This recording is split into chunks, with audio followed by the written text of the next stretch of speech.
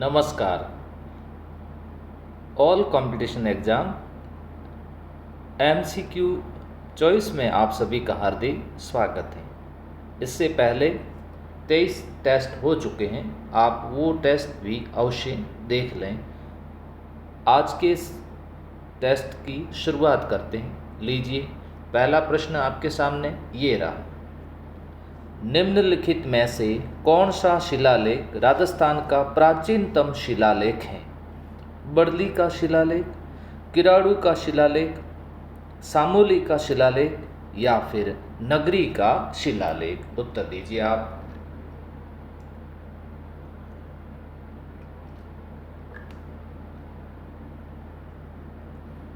सबसे प्राचीनतम राजस्थान का बड़ली का शिलालेख कहाँ पर स्थित है? अजमेर में। अजमेर। किस अभिलेख में मोखरी वंश के शासकों का वर्णन सर्वप्रथम मिलता है? नादसा यूप स्तंभ लेख, बड़वा यूप स्तंभ लेख या फिर गोशुंडी अभिलेख, बसंतगढ़ अभिलेख? यहाँ पर मोखरी वंश के शासकों का वर्णन किसके अंदर मिलता है? तो इसका सही उत्तर होगा बड़वा यूप अभिलेख। देखिए, बसंतगढ़ अभिलेख जो है, इसका एक प्रश्न मैं आपको और बता देता हूँ। इससे सर्वप्रथम राजस्थाना द्वितीय शब्द का उल्लेख मिला है। कहीं ऐसा अभिलेख जिसके ऊपर सर्वप्रथम राजस्थान शब्द का उल्लेख मिला हो, वो है बसंतगढ़ अभिलेख। कहाँ पर है? सिरोही में। राजस्थान का सबसे कम अंतर्राज्यीय सीमा वाला जिला कौन सा है? सिरोही, बाड़मेर, जालौर, धौलपुर। सबसे कम अंतर्राष्ट्रीय नहीं पूछा जा रहा है, अंतर्राज्यीय सीमा पूछी जा रही है। तो सबसे कम है बाड़मेर। और किसके साथ सीमा लगती है? गुजरात के साथ। सबसे ज़्यादा अंतर्राज्यीय सीमा वाला जिला पूछे तो कौन सा होगा? झालावाड़। और किससे सीमा लगेगी? एमपी के साथ, मध्य प्रदेश के साथ। किस प्रशस्ति में बप्पा रावल एवं काल भोज को अलग अलग व्यक्ति बताया गया? जो कि वास्तविकता ये है कि बप्पा रावल और काल भोज एक ही व्यक्ति थे। कुंभलगढ़ प्रशस्ति, कीर्ति स्तंभ प्रशस्ति, रणकपुर प्रशस्ति या फिर जगन्नाथ राय प्रशस्ति? सही आंसर है इसका रणकपुर प्रशस्ति। और इसके रचयिता थे देपा या फिर देपाक। देपाक। इसके अंदर बप्पा रावल और काल भोज को अलग अलग व्यक्ति बताया गया है। निम्न में से राजस्थान के किस जिले की सीमा गुजरात से नहीं लगती है? बांसवाड़ा, उदयपुर, प्रतापगढ़, सिरोही। यहाँ ध्यान रहे, गुजरात की सीमा ये राजस्थान, इस राजस्थान के अंदर ये बांसवाड़ा, बांसवाड़ा के बाद में उदयपुर, उदयपुर के बाद सिरोही, बीच में आ जाएगा डूंगरपुर। यहाँ सब ये गुजरात की सीमा पर स्थित जिले, लेकिन प्रतापगढ़ यहाँ पर स्थित हैं। प्रतापगढ़ की सीमा किससे लगती है? एमपी के साथ अवश्य लगती है। यहाँ उत्तर सही कौन सा होगा? प्रतापगढ़। बीजक डूंगरी पर सर्वप्रथम अशोक के अभिलेख की खोज कब और किसने की थी? रत्नचंद्र अग्रवाल ने 1954, अमलानंद घोष ने 1951, बीबी लाल ने 1961, कैप्टन बर्ट ने 1837 में। सही आंसर इसका होगा कैप्टन बर्ट ने और 1837 के अंदर।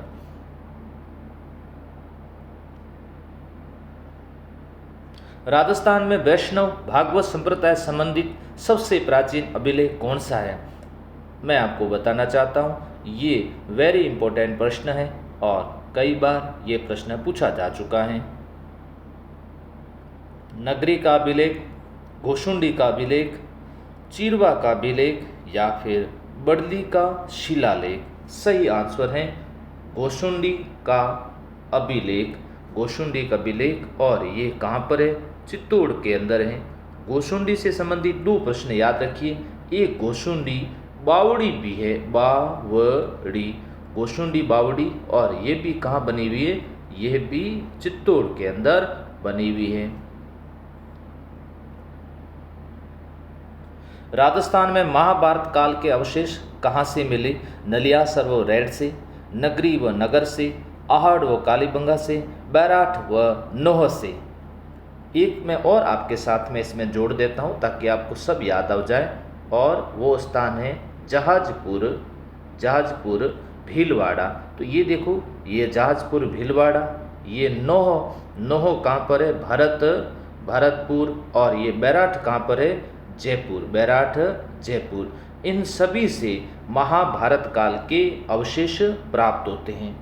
देखिए, एक चीज़ मैं आपको और बता देता हूँ, अगर आप नियमित रूप से टेस्ट देते हैं तो जितने भी प्रश्न हैं वे सभी प्रश्न कभी न कभी आपके सामने आते रहेंगे और उसकी हम लोग व्याख्या करते रहेंगे। तो आप परीक्षा तक अगर नियमित टेस्ट दोगे तो जितना भी जीके हैं ये आवर्तीकरण होता रहेगा, और हर बार इनके प्रश्न, जब आप बार बार इसके प्रश्न पढ़ोगे तो आपको सारी चीज़ें याद हो जाएगी। इसीलिए आप लोग नियमित रूप से पढ़ते रहो, एक टॉपिक नहीं, खूब सारे टॉपिक दिन भर में पढ़ा करो। निम्न में से असंगत हैं। सर्वप्रथम सूर्योदय धौलपुर, धौलपुर के अंदर सबसे पहले सूर्योदय होता है। धौलपुर इस हिस्से के अंदर है तो सबसे पहले धौलपुर में सूर्योदय होता है। जहाँ पर सबसे पहले उदय होता है वहाँ पर ही सबसे पहले अस्त होता है, ध्यान से समझ लीजिए। और फिर बात आती इधर जैसलमेर, जैसलमेर के अंदर सबसे बाद सूर्योदय होता है, जैसलमेर में ही सबसे बाद सूर्य अस्त भी होता है। तो यहाँ सबसे बाद सूर्य अस्त लिखा हुआ धौलपुर, ये क्या है, असंगत है। पहले उदय होगा वहीं पहले अस्त होगा, बाद में उदय होगा तो वहीं बाद में अस्त होगा। तो इस तरह से ये आसान प्रश्न है। सबसे पहले तो यहाँ 3 नंबर ऑप्शन असंगत है। अनाज रखने के बड़े मृदबान गोरे कोठे कहा जाता था, किस प्राचीन सभ्यता से प्राप्त हुए। ध्यान रखें, ये अनाज रखने के पात्र थे ओजियाना, कालीबंगा, जोधपुरा या फिर आहड़ से मिले थे।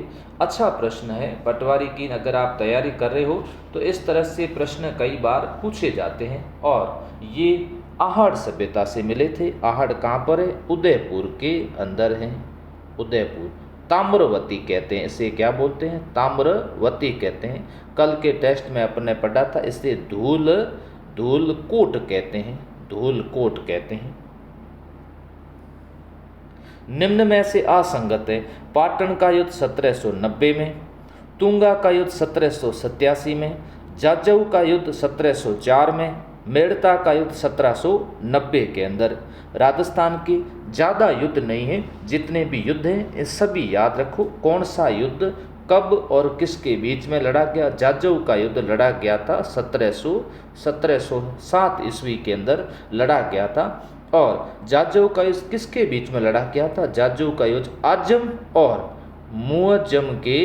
मुअज्जम के बीच में लड़ा गया, जिसमें विजयी कौन, मुअज्जम विजयी। विजयी होने के बाद किस नाम से, बहादुर शाह प्रथम, किस नाम से, बहादुर शाह प्रथम के नाम से हिंदुस्तान का बादशाह बना। जोधपुर के प्रथम शासक जिन्होंने मुगल अधीनता स्वीकार कर अपनी पुत्री मानबाई का विवाह शहजादे सलीम से कर मुगलों से वैवाहिक संबंध स्थापित किए थे। मानबाई, यहाँ पर नाम मानबाई लिखा हुआ है, साथ साथ उसका नाम क्या था, जोधाबाई था, जोधाबाई था। उसको जगत गोसाई भी कहते थे, जगत गोसाई कहते थे। इसका विवाह अकबर से नहीं हुआ था, इनका विवाह किससे हुआ था, सलीम से हुआ था। सलीम का नाम ही जहांगीर है। राव उदय सिंह, भीम सिंह, जसवंत सिंह या फिर विजय सिंह। सही आंसर होगा राव उदय सिंह, जिसको मोटा राजा उदय सिंह भी कहते थे। डिंगल भाषा में रचित प्रसिद्ध काव्य ग्रंथ वैली किशन रुक्मणीरी, जिसे दुर्सा आडा ने 5वां वेद 19वां पुराण कहा, इसकी रचना किसने की थी। मोहनोत नैणसी, पृथ्वीराज चौहान, पृथ्वीराज राठौड़, कवि श्यामल दास। वैली कृष्ण रुक्मिणी की रचना पृथ्वीराज राठौड़ के द्वारा की गई। पृथ्वीराज राठौड़ को पीथल कहते थे, पीथल, और महाराणा प्रताप को पातल कहते थे। पीथल पाथल ग्रंथ की रचना कन्यालाल सेठिया द्वारा की गई। निम्न में से कौन बीकानेर के राज्य परिवार में आखिरी सती थी? मोहन कंवरी, प्रेम कंवरी, दीप कंवरी या फिर देवल कंवरी? सही आंसर क्या होगा? इसका सही आंसर होगा दीप कंवरी, जो कि बीकानेर की अंतिम सती थी, अंतिम सती थी। इसी तरह से प्रश्न पूछा जा सकता है कि मेवाड़ की अंतिम सती कौन थी? मेवाड़ की अंतिम सती कौन थी? तो यहाँ प्रश्न का उत्तर होगा एंजा बाई। राजस्थान की अंतिम सती कौन थी? प्रश्न होगा रूप कंवर। देखिए, इस तरह से प्रश्न आप मिलान करते रहिए, एक जैसे प्रश्न याद भी करते रहो। पृथ्वीराज चौहान ने 1182 ईस्वी तुमुल के युद्ध में, यहाँ ध्यान रखना, देखिए युद्ध का नाम तुमुल लिखा हुआ, इस युद्ध को महोबा का युद्ध भी कहते हैं, महोबा का युद्ध या फिर इसको तुमुल का युद्ध कहते हैं। परमर्दी देव को पराजित किया। इस युद्ध में परमर्दी देव के कौन से दो योग्य एवं विश्वत सेनानायक वीर गति से प्राप्त हो गए? जयमल जेता कुंपा, जयमल पत्ता, सुजा पूंजा या फिर आला और उदल? बताओ सही आंसर क्या होगा? इसका सही आंसर होगा इसका आला और उदल। बूंदी के किस शासक ने मराठों से सुरक्षा हेतु 1818 ईस्वी में ईस्ट इंडिया कंपनी से संधि की? उमेश सिंह, ईश्वरी सिंह, विष्णु सिंह या फिर भवानी सिंह? सही आंसर होगा इसका विष्णु सिंह। निम्नलिखित में से कौन सा कथन असत्य है? सपालदक्ष चौहानों का मूल स्थान माना जाता था। विग्रहराज चतुर्थ ने तारागढ़ का निर्माण करवाया था। अहिछत्रपुर चौहानों की प्राचीनतम राजधानी थी। पृथ्वीराज तृतीय अजमेर चौहान वंश का अंतिम शासक था। सही आंसर इसमें असत्य छांटना है। तो यहाँ पर देखिए तारागढ़, तारागढ़ जिसका नाम क्या था? अजय मेरु दुर्ग, और अजय मेरु दुर्ग का निर्माण अजय है ना, तो नाम किसने करवाया था? अजय राज ने करवाया था। विग्रहराज चतुर्थ ने इस दुर्ग का निर्माण नहीं करवाया था, इसलिए असंगत कितने नंबर होगा? 2 नंबर असंगत हैं। अरावली की निम्नलिखित पर्वत चोटियों को उनकी ऊंचाई के अवरोही क्रम में व्यवस्थित कीजिए। यहाँ कौन सा क्रम आपको पूछा जा रहा है? अवरोही क्रम पूछा जा रहा है। बड़े से या ऊंचे से कम ऊंचे की ओर चलना है। तो यहाँ पर ध्यान रखें गुरु शिखर, शेर, अचलगढ़, दिलवाड़ा, यहाँ असंगत हो जाएगा ये पहला ऑप्शन। गुरु शिखर अचलगढ़ ये फिर असंगत, गुरु शिखर दिलवाड़ा ये असंगत, ये सही होगा गुरु शिखर, शेर, दिलवाड़ा और फिर कौन सी? अचलगढ़। ये ऊंचाई के अनुसार सही होगी। सबसे ऊंची कौन सी? सबसे ऊंची गुरु शिखर, फिर उसके पास में कौन सी? शेर, फिर उसके पास में कौन सी? दिलवाड़ा, फिर उसके पास में कौन सी? अचलगढ़, जो कि क्या बना हुआ? दुर्ग बना हुआ है अचलगढ़ का।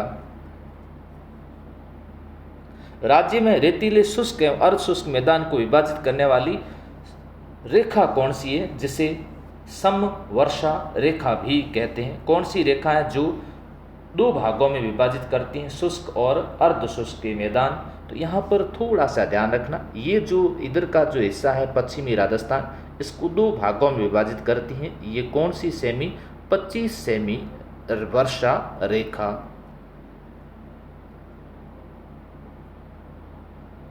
बरखान क्या है? चंबल बेसन में गहरे खड्डित बीहड़ भूमि, जैसलमेर के उत्तर में निम्न कगारों से घिरी पलाया झीलें, मिट्टी के भारी कटाव के कारण नदी प्रवाह क्षेत्र में बनी गहरी घाटियाँ, रेगिस्तान में एक स्थान से दूसरे स्थान को गतिशील अर्धचंद्राकार बड़े बड़े बालू के रेतीले टीले। हाँ, राइट बात है कि बरखान रेतीले टीले हैं जो कि गतिशील होते हैं, स्थानांतरित होते रहते हैं। मुकुंदवाड़ा की पहाड़ियाँ किन किन जिलों में विस्तृत हैं? जालोर सिरोही नहीं है, कोटा बूंदी बूंदी से ज़्यादा कहाँ पर है, कोटा झालावाड़ के अंदर है। तो ये ऑप्शन ज़्यादा सही होगा। पुरंदर की संधि कब किन किन के बीच हुई? 11 अप्रैल, 11 मई, 11 जून। तो यहाँ ऑप्शन ए की सही लग रहा है। आप अच्छी तरह से इस ऑप्शन को पढ़ोगे तो आपको समझ में आ जाएगा, क्योंकि आपको याद होगा ये कौन से महीने में हुई थी, जून में हुई थी। कौन सी तारीख को हुई थी, 11 को हुई थी और 1665 को हुई थी। मिर्जा राजा जय सिंह और सामने कौन, मराठा शिवाजी के बीच में हुई थी ये संधि, जिसका नाम था पुरंदर की संधि। पुरंदर एक महाराष्ट्र का दुर्ग है। देबारी समझौता जिन रियासतों के बीच में हुआ था, वे रियासतें कौन सी थी? मारवाड़, मेवाड़, टोंक, कोटा, मारवाड़, मेवाड़, मारवाड़, आमेर, मेवाड़, ढूंढाड़, धौलपुर, जोधपुर। हाँ, यहाँ थोड़ा सा समझना होगा। मारवाड़ के अजीत सिंह और ढूंढाड़ यानी आमेर के सवाई जय सिंह और मेवाड़ के मेवाड़ के अमर सिंह कौन से, सेकंड के बीच में। तो यहाँ सही उत्तर कौन सा होगा? मारवाड़, आमेर और मेवाड़। देबारी समझौता। राजा भारमल के संबंध में असंगत बताइए। इन्होंने 1562 ईस्वी अकबर की अजमेर यात्रा के दौरान सांबर के निकट अधीनता स्वीकार की। इन्होंने अपनी पुत्री हरखों बाई, जिसे जोधाबाई भी कहा जाता है, का विवाह अकबर के साथ किया। इन्हें अकबर ने 7,000 जात मनसब प्रदान किया। अकबर ने इनको अमीर उल उमरा की उपाधि प्रदान की। आप में से अधिकतर अभ्यर्थी अच्छी तरह से जानते हैं कि अकबर ने 7,000 मनसबदारी किसको दी थी? मान सिंह प्रथम को दी थी। मान सिंह, अकबर ने 2 व्यक्तियों को ही 7,000 दी थी, एक मान सिंह और दूसरे अजीज कोका को दी थी। तो यहाँ ध्यान रखना है, उत्तर कितने नंबर होगा? 3 नंबर। योगेश्वर एवं विष्णु भट्ट जैसे प्रखंड विद्वान किसके दरबार में रहते थे? महाराणा कुंभा, महाराणा सांगा, महाराणा मोकल या फिर महाराणा लाखा। सही आंसर दीजिए। कुछ इतिहास के प्रश्न, कुछ कला संस्कृति के प्रश्न और कुछ ज्योग्राफी के साथ साथ में प्रश्न चल रहे हैं। यह सही उत्तर होगा महाराणा मोकल।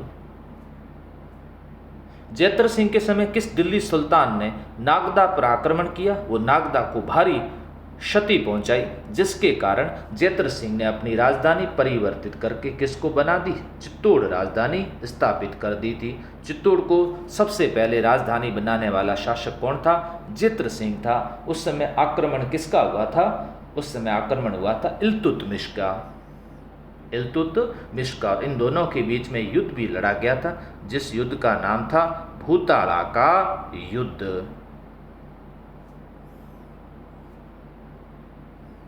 मेवाड़ में सुपासनाचर्यम, जिसे पार्श्वनाचरित भी कहते हैं, नामक ग्रंथ किसके शासनकाल में चित्रित किया गया?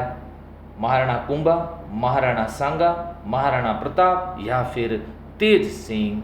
सही आंसर होगा ये सुपासनाचर्यम। ये ग्रंथ महाराणा कुंभा के समय चित्रित किया गया था। लूणी नदी की एकमात्र सहायक नदी उसमें दाईं ओर से मिलती है। लूणी नदी जब इस तरह से ये चल रही है, देखिए ये लूणी नदी, इस तरह से जितनी भी नदियाँ मिलेगी ये नदियाँ तो इसके कौन सी तरफ से होगी? ये बाईं ओर से होगी। और इधर से कोई आकर के मिल जाएगी तो ये कौन सी ओर होगी? ये दाईं ओर से। अब यहाँ लिखा हुआ एकमात्र दाईं ओर से मिलने वाली नदी कौन सी है? जोजड़ी नदी।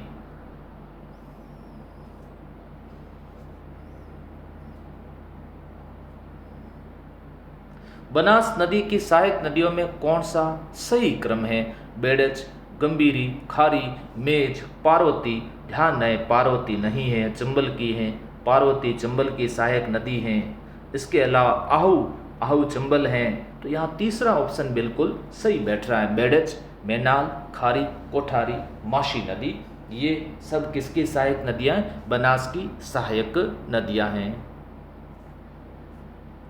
निम्न में से आंतरिक प्रवाह की नदी नहीं है। काकनी, कांतली, बांडी या फिर सागी नदी। सागी नदी जो कि किसकी सहायक है? लूणी की सहायक है। और ये पानी किस में चला जाता है? अरब सागर के अंदर चला जाता है। कच्छ की खाड़ी, खंबात की खाड़ी और अरब सागर, इसीलिए इसमें प्रवाह की नदी नहीं है। कौन सी होगी? सागी नदी। निम्न में से असंगत है नदियां और उद्गम स्थल। सोम नदी बीछामेड़ा की पहाड़ियां, आलनिया नदी बागली गांव की पहाड़ियां, कांतली नदी खंडेला की पहाड़ियां, बिड़च नदी गोकुंडा की पहाड़ियां। तो यहाँ पर आलनिया नदी जो है ये असंगत दिया हुआ है ऑप्शन, बागली गांव की पहाड़ियां। बाकी सभी सही ऑप्शन दिए हुए हैं। नेक्स्ट अगला प्रश्न ये लीजिए, निम्न में से असंगत बताइए। नदी और उपनाम चंबल, कामधेनु, बनास, चरमण्यवती, रूपारेल, वारहा नदी और नेवज जिसको निमाज नदी भी कहते हैं। यहाँ पर ये नाम किसका है? ये चंबल का है। बनास को वन की आशा नदी कहते हैं, वर्णाशा नदी कहते हैं बनास को।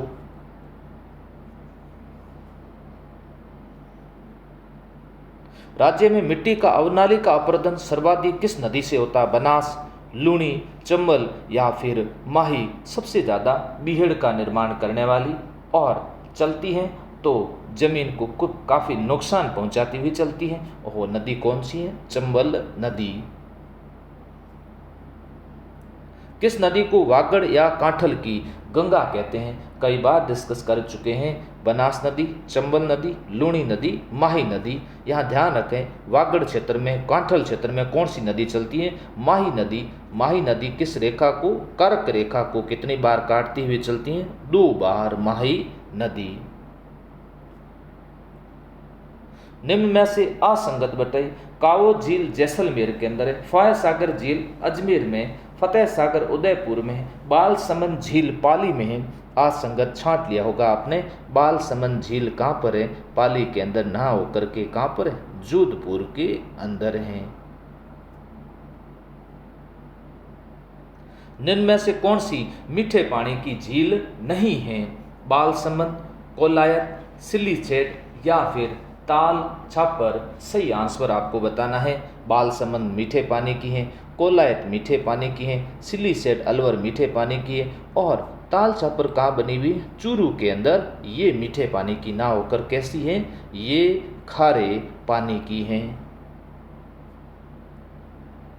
निम्न में से कौन सा चित्रकार महाराणा जगत सिंह प्रथम के दरबार में नहीं था? रघुवंश, मनोहर, नसीरुद्दीन या फिर साहिबुद्दीन।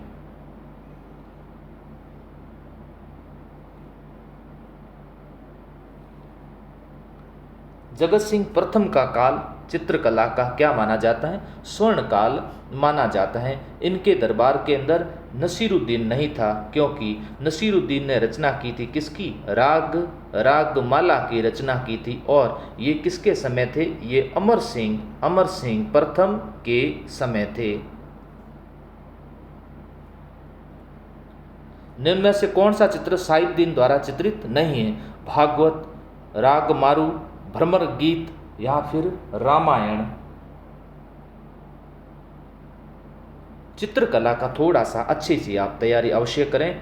ये चित्रित नहीं है, अभी तक मेरे द्वारा ये टॉपिक नहीं करवाए गए हैं। मैं जल्द ही ये सारे टॉपिक आपको करवा दूंगा, तो आप अच्छे से ये तैयारी करोगे, उम्मीद ऐसी करता हूँ।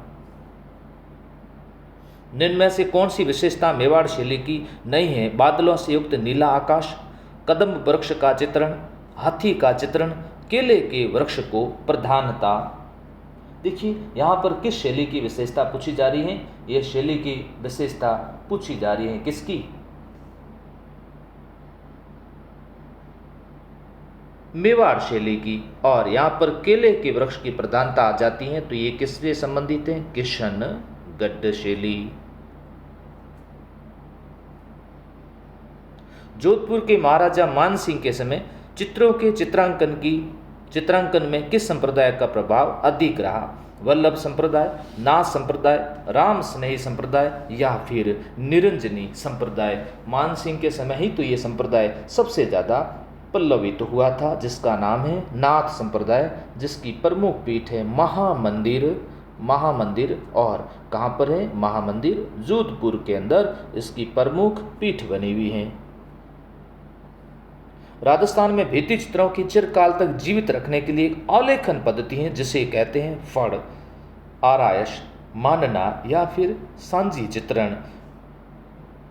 इसको आरायशा या फिर इसे आला गीला पद्धति भी कहते हैं, आला गीला पद्धति कहते हैं, आरायशा या फिर आला गीला। राजस्थान में भित्ति चित्रण हेतु प्रसिद्ध है। ये पद्धति राजस्थान में कहाँ से लाई गई? ये पद्धति इटली से लाई गई थी।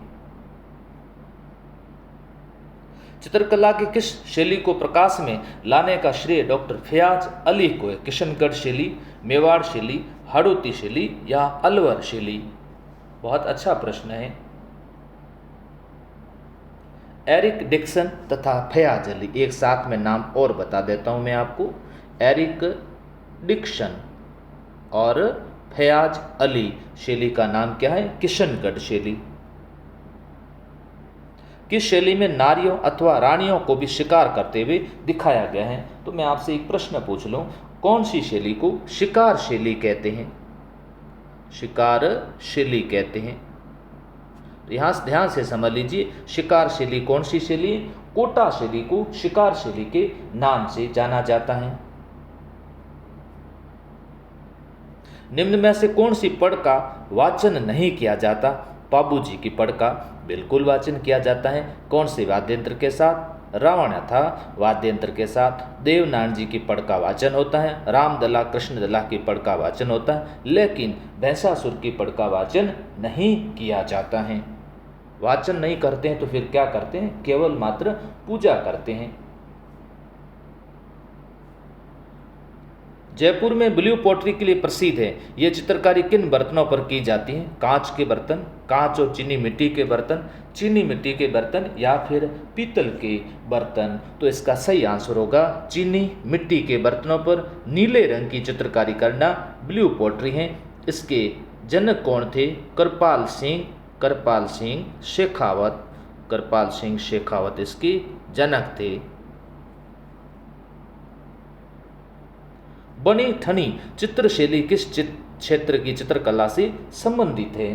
किशनगढ़, मारवाड़, मुगल या फिर मेवाड़? ध्यान रहे, बनी ठनी चित्र शैली है जो प्रसिद्ध है, जिसके चित्रकार थे निहाल चंद। मोर ध्वज निहाल चंद और किससे संबंधित हैं? किशनगढ़ से संबंधित हैं। इसी शैली पर भारत सरकार द्वारा 1973 ईस्वी को डाक टिकट जारी किया जा चुका है। शेखावटी क्षेत्र किस प्रकार के चित्रों के लिए प्रसिद्ध है? मांडना, बनी ठनी के चित्र के लिए या फिर भित्ति चित्रण के लिए? देखिए, क्षेत्र पूछा जाता है तो भित्ति चित्रण के लिए शेखावटी होगा, और अगर रियासतें पूछी जाए तो कौन सी होगी? कोटा और बूंदी रियासतें होगी।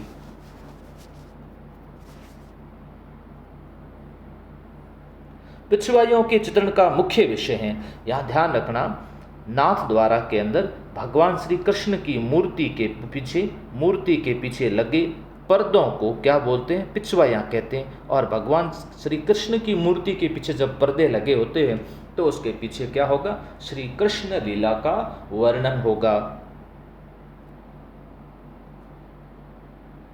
डांग विकास कार्यक्रम का संबंध है चंबल प्रभावित, माही प्रभावित, लूणी प्रभावित या फिर बाणगंगा प्रभावित?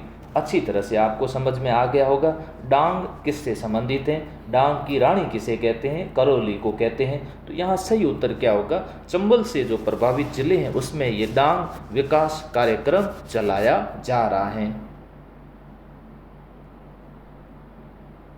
राजस्थान में से कौन से जिले मुख्यतः बीहड़ प्रभावित हैं? कोटा, सवाई माधोपुर, धौलपुर, बांसवाड़ा, डूंगरपुर, जैसलमेर, भीलवाड़ा, डूंगरपुर, राजसमंद, अजमेर, टोंक, जयपुर। इस ऑप्शन को अगर देखा जाए तो कोटा, सवाई माधोपुर, धौलपुर, इसी के साथ साथ आपको एक और याद रखना है जिसका नाम है करौली। तो यहाँ सारे जिले शामिल हो जाएंगे और ये याद रखिएगा जिसका नाम क्या है, करौली।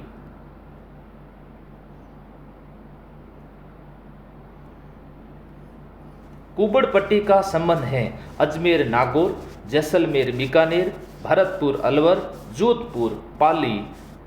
फ्लोराइड जहाँ पानी में ज़्यादा है, फ्लोरोसिस की मात्रा ज़्यादा होने के कारण उस क्षेत्र को कुबड़ पट्टी के नाम से जाना जाता है। और ये कौन सा, अजमेर और नागौर। उदयपुर के उत्तर पश्चिमी में कौन सा पठार स्थित है? देखिए मैसा पठार कहाँ पर है, चित्तौड़ के अंदर है। चित्तौड़ में मैसा पठार स्थित है और उदयपुर के उत्तर पश्चिमी भाग के अंदर स्थित है जिसका नाम है भौराट का पठार।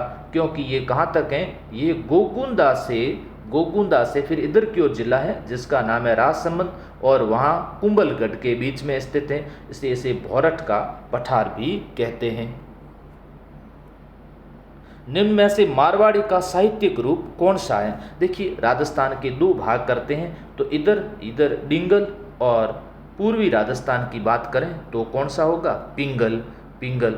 अब यहाँ मारवाड़ी का साहित्य रूप की बात आती है तो कौन सा होगा, डिंगल होगा।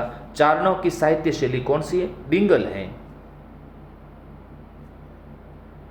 निम्न में से मालवी की उप बोली कौन सी है? खेराड़ी, देवड़ा पाड़ी, निमाड़ी या फिर रांगड़ी।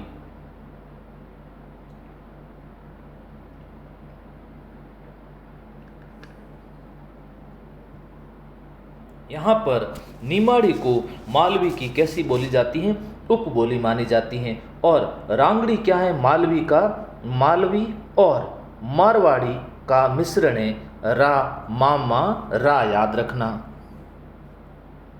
संत दादू जी एवं उनके शिष्यों ने किस भाषा में अपनी रचना की थी? वागड़ी में, हाड़ौती में, मेवाती में या फिर ढूंढाड़ी के अंदर? तो इसका सही आंसर क्या होगा, ढूंढाड़ी में। राजस्थान का कबीर जिसका नाम था संत दादू दयाल। दक्षिण पूर्वी राजस्थान की बोली कौन सी है? बागड़ी, रांगड़ी, मालवी या फिर अहिर वाटी। दक्षिण पूर्वी क्षेत्र कौन सा आता है? झालावाड़, ये इधर का हिस्सा आ जाता है। प्रतापगढ़, दक्षिणी पूर्वी दोनों मिक्स आ जाता है। तो यहाँ पर कौन सी बोली जाती है? यहाँ पर ज़्यादातर मालवी बोली जाती हैं। निम्न में से असंगत छांटिए ग्रंथ और रचनाकार।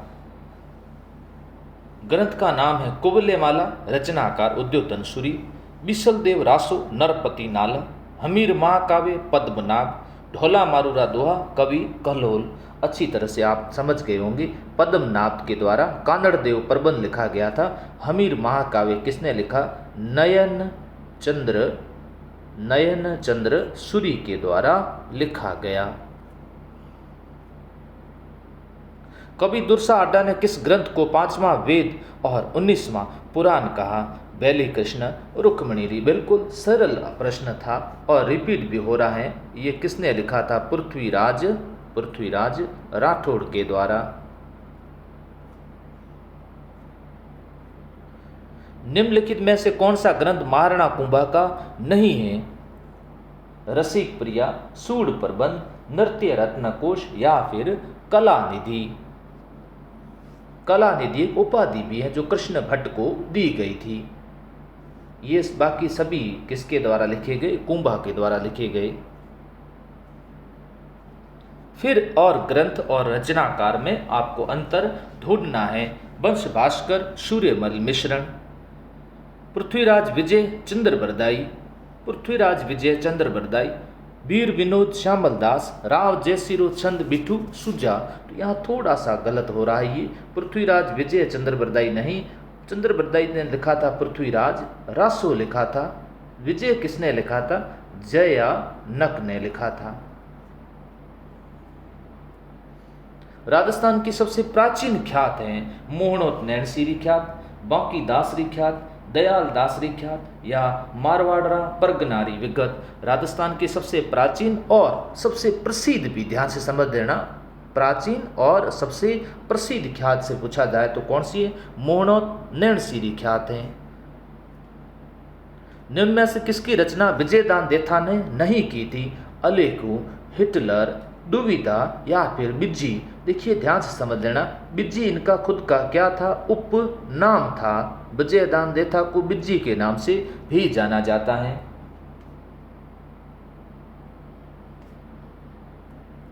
राजस्थानी भाषा साहित्य एवं संस्कृति अकादमी कहाँ पर स्थित है? जयपुर, उदयपुर, बीकानेर या फिर जोधपुर।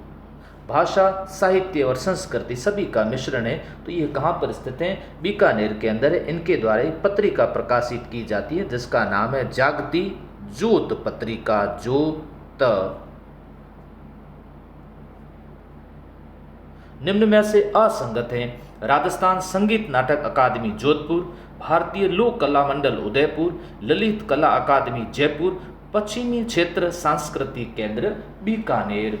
तो आप बताइए कौन सा गलत होगा?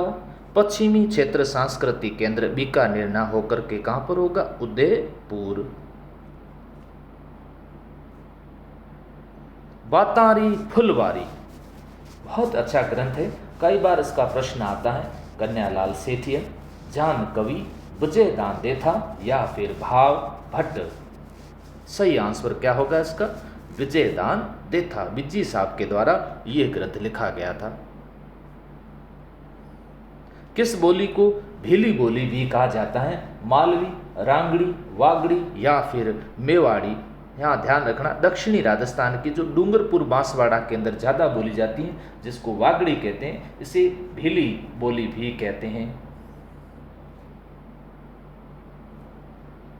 राजस्थान में सर्वाधिक वर्षा होती है। सर्वाधिक वर्षा बंगाल की खाड़ी की शाखा से, अरब सागरीय शाखा से, पश्चिमी विक्षोभ से, इनमें से कोई नहीं तो वर्षा का मानसून आने वाला है। और अब की बार सबसे ज़्यादा बारिश होगी अपने कौन सी शाखा से? बंगाल की खाड़ी की शाखा से होगी। तैयार रहिए आप लोग। राजस्थान में सर्वाधिक आंधी किस जिले में आती है? बिल्कुल, आंधियाँ भी शुरू हो चुकी हैं। बीकानेर, जयपुर, गंगानगर या फिर बाड़मेर। अब देखिए बाड़मेर से इतनी ज़्यादा नहीं है, लेकिन गंगानगर वालों आप सावधान रहिएगा क्योंकि आपके आंधियाँ सबसे ज़्यादा आएगी। लू क्या है? पश्चिम से पूर्व की ओर चलने वाली तेज स्थानीय पवनें, तेज शुष्क धूल भरी स्थानीय पवनें, ये नमी वाली तेज पवनें या फिर एक वो दो दोनों। यहाँ सही उत्तर क्या होगा? अभी आप सभी इससे थोड़े थोड़े प्रभावित हो रहे हैं, इसीलिए इसका सही उत्तर क्या होगा? एक और दो दोनों लू चल रही है। और इसी के साथ साथ में अंदर एक और तांडव मचा रहा है जिसका नाम है कोरोना जी। थोड़ा सा ध्यान रखिएगा, इन दोनों के बीच में आपस में रिश्तेदारी है और इन दोनों के आपस में थोड़े थोड़े गुण भी मिलते हैं। सावधान रहना।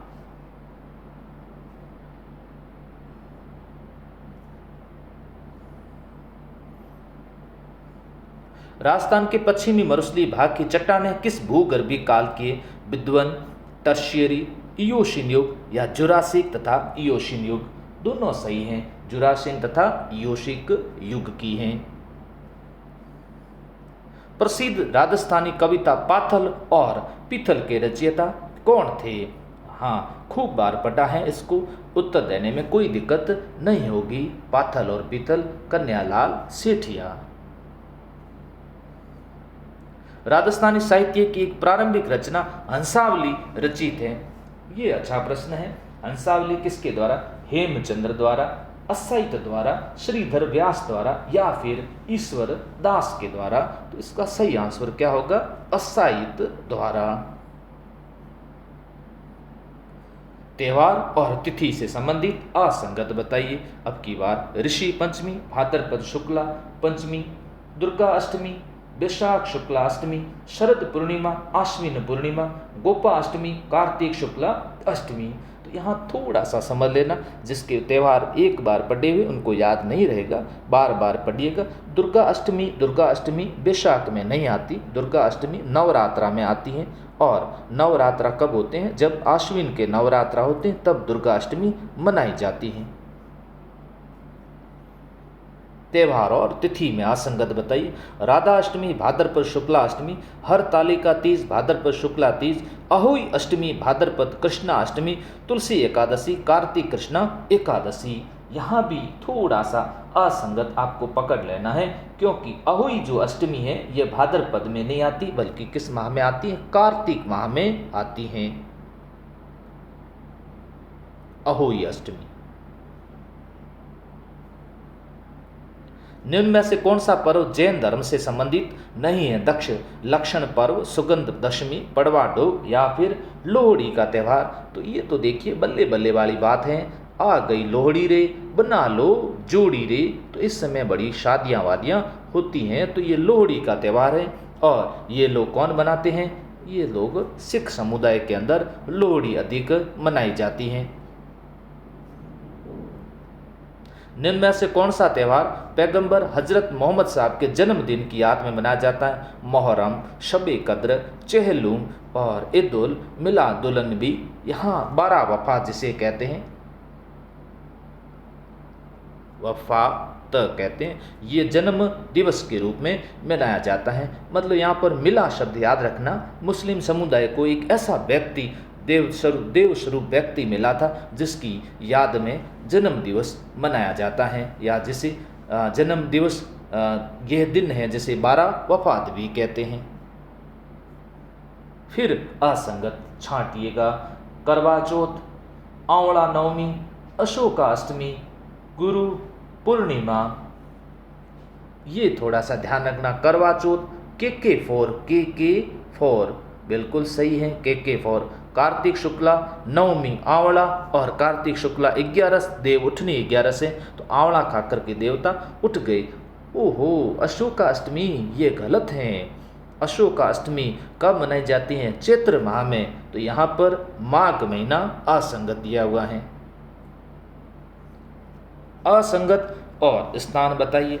ढींगा गवर या बेंतमार मेला जोधपुर, वीरपुरी मेला मंडोर, गोर मेला सिवाया सिरोई, गरुड़ मेला नाथद्वारा राजसमंद। देखिए यहाँ ढींगा गवर बेंतमार मेला जोधपुर में लगता है। बिल्कुल यहाँ पर कुंवारों की ज़्यादा भीड़ भाड़ रहती है, क्योंकि बताते ऐसा है, अगर कुंवारे के डंडा लग जाता है तो अगली जब गवर आती उससे पहले पहले उनकी शादी हो जाती है। अभी कोरोना चल रहा है तो आप भीड़ भाड़ कृपया ना करें। गरुड़ मेला नाथद्वारा में नहीं लग करके कहाँ लगता है? बंसी पहाड़पुर में लगता है।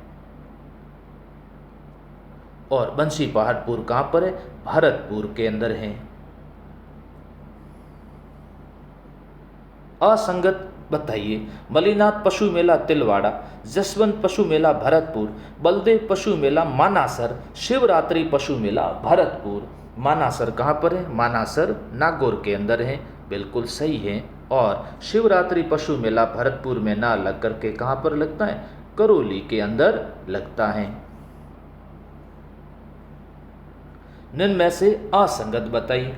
गौतमेश्वर मेला, बहुत अच्छे प्रश्न है। आज का ये वीडियो आपको एक बार नहीं बल्कि 2 बार, 3 बार, 4 बार जब चाहो तब आपको देखना चाहिए। इस तरह के वीडियो कम ही देखने को मिलते हैं, क्योंकि इस तरह के प्रश्नों का संग्रह आपके लिए लाभदायक रहेगा।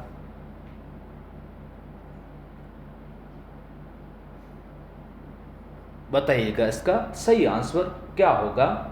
देखिए बहुत सरल दिया उसके अंदर, असंगत आप छांट सकते हो। बाण गंगा जो मेला है ये आषाढ़ पूर्णिमा के नहीं है। बाण गंगा मेला बैसाख की पूर्णिमा को लगता है। ओहो, फिर असंगत छंटना है। मेवाती घराना उस्ताद खग्गे नजीर खां, जयपुर घराना मनरंग खां, डागर घराना बहराम खां डागर, पटियाला घराना अब्दुल्ला खां। बिल्कुल सही आंसर दे रहे हैं, और हो सकता है कि उनके ये पढ़ा हुआ होगा। मेवाती घराना उस्ताद खग्गे नजीर खां, जयपुर घराना मनरंग खां, डागर घराना बहराम खां डागर, और अब्दुल्ला खां का संबंध इस घराने से नहीं था। असंगत बताइए। गीत गोविंद जयदेव, राग दर्पण पंडित दामोदर मिश्र, संगीत पारिजात अबू हल और संगीत रत्नावली। ध्यान रहे यहाँ पर राग दर्पण जो ग्रंथ हैं ये पंडित दामोदर मिश्र, ये इसके अंदर ये क्या है, असंगत हैं।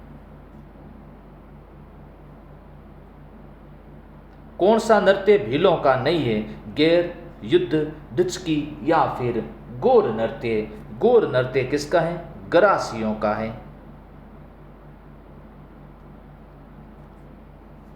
4 नंबर, रम्मत में मुख्य वाद्य होते हैं हारमोनियम व ढप, ढोलक व नगाड़ा, ढोल व नगाड़ा, ढप व नगाड़ा। रम्मत के अंदर कौन से वाद्य यंत्र होते हैं, ढोलक व नगाड़ा वाद्य यंत्र रम्मत में मुख्य रूप से बजाए जाते हैं। रम्मत कौन से क्षेत्र में प्रसिद्ध है, जैसलमेर और बीकानेर क्षेत्र में रम्मत विशेष रूप से प्रसिद्ध हैं। निम्न में से असंगत बताइए। चरी नृत्य गुर्जर, बिल्कुल फल्कू बाई द्वारा ज्यादा किया जाता है, फल्कू बाई गुर्जर समुदाय से संबंधित है। होली नृत्य कथोड़ी, मोरिया नृत्य गरासिया और मावलिया नृत्य कालबेलिया जाति। ध्यान रहे मावलिया कालबेलियों का नहीं है, मावलिया और होली दोनों नृत्य किसके हैं, कथोड़ियों के हैं, कथोड़ी।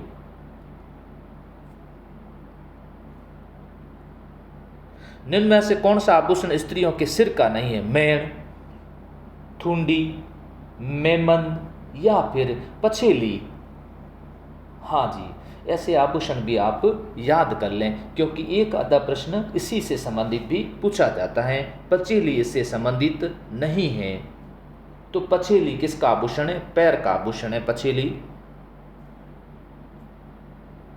निम्न में से स्त्रियों के आभूषण से संबंधित असंगत बताइए। कौन सा आभूषण कहाँ पहना जाता है, चूनी नाक में, सुरलिया कान में, अणत सिर पर और हालरो गले के अंदर। फिर ये असंगत बता रहे हैं, चूनी नाक में पहना जाता है, सुरलिया कान में पहना जाता है, अणत सिर पे नहीं पहना जाता है। तो आपसे पूछ लेता हूँ कि अणत आभूषण कहाँ पहना जाता है और हालरो गले का आभूषण है। रखन किसका आभूषण है, गले का, कान का, दांत का या फिर नाक का। बिल्कुल सही आंसर दे रहे हैं, रखन, दांत, रखन या फिर ये भी पूछा जा सकता है चूप, रखन, ये दांत के आभूषण हैं। निम्न में से तत्ववाद्य नहीं है, जंतर, सुरिंदा, भपंग या फिर सतारा। बिल्कुल अच्छा सा प्रश्न है। सतारा, नाम तो तारा है लेकिन इसके अंदर तार नहीं है, सतारा में तार नहीं है, तो ये कैसा वाद्य यंत्र है, ये सुशीर वाद्य यंत्र हैं। निम्न में से असंगत बताइए। रबाज, रबाज तत्वाद्य यंत्र है, तुरही सुशीर वाद्य यंत्र है, घुरालियो अवनद या फिर ताल वाद्य यंत्र है और रमजोल घन वाद्य यंत्र है। यहाँ थोड़ा सा समझ लेना, घुरालियो अवनद वाद्य यंत्र नहीं है, ये कैसा वाद्य यंत्र है, ये भी घन वाद्य यंत्र हैं। निम्न में से असंगत है। सैंथल सागर बांध दौसा के अंदर, नारायण खेड़ा बांध कोटा के अंदर, राम सागर बांध धौलपुर के अंदर और कानोता बांध सोई माधोपुर के अंदर। ये थोड़ा सा असंगत है और ये सर्जित भी खूब रहा हुआ है, कानोता बांध जयपुर के अंदर है, जो कि ये गलत है। तकली परियोजना कोटा, गरदड़ा परियोजना बूंदी, गागरीन परियोजना झालावाड़, राजगढ़ परियोजना अजमेर।